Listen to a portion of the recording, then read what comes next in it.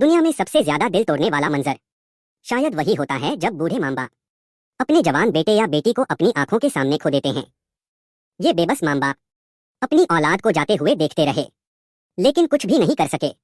बेटा तो किसी तरह पिता द्वारा मौत के मुंह से खींच लाया गया, लेकिन मासूम और हंसमुख बेटी की अंतिम यात्रा के दिन चट्टान जैसे मजबूत पिता भी अपने आंसुओं को रोक नहीं पाए।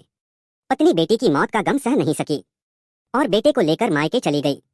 एक समय जो परिवार खुशियों से भरा था, एक पल में बिखर गया।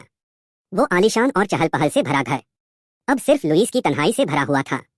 वो पड़ोसी के घर की रोशनियां देखता और उसके दिल में एक पागलपन भरा ख्याल जन्म लेता। अपनी प्यारी बेटी को वापस लाने के लिए वो आदमी रात के अंधेरे में चुपके से कब्रिस्तान चला जाता है। उसने बेटी की कब्र खोदी और जब उसका शांत चेहरा देखा तो उसका इरादा और पक्का हो गया।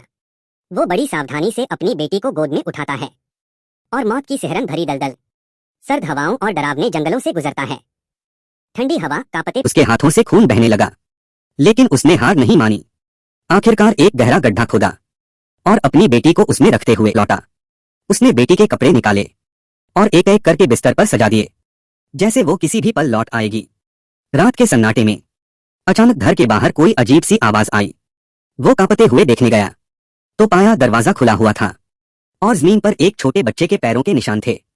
उसका दिल कई भावनाओं में डूबा हुआ था, एक तरफ उम्मीद, दूसरी तरफ डर। वो उन निशानों के पीछे पीछे धीरे धीरे अंधेरे में नीचे बेसमेंट तक पहुंचता है। वहां उसकी बेटी का सबसे प्यारा